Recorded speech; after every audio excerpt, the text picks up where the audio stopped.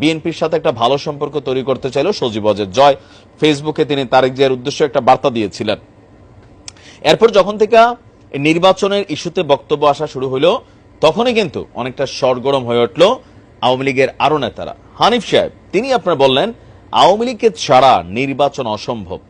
তবে আওয়ামী লীগ এখন তলে তলে নির্বাচনের যে প্রস্তুতি নিচ্ছেন, আদৌ কি তারা নির্বাচনের জন্য যেই তরিটা আছে সেই তরিটা পার হইতে পারবে কিনা? কারণ দুইটা স্টেপ খুবই সেন্সেশনাল ইস্যু আছে এখানে।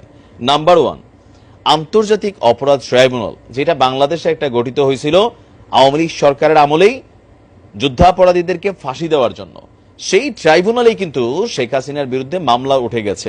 এখন সেটার অ্যাক্টিভিটিস খুব দ্রুত শুরু করার জন্য চেষ্টা করছেন সরকার। এখন এটা যদি হয়, সেখানে শেখ হাসিনার বিরুদ্ধে যে গণহত্যা বা আওয়ামী লীগের বিরুদ্ধে গণহত্যার ট্যাগটা আছে, সেটা যদি প্রমাণিত হয়ে যায়, তাহলে কি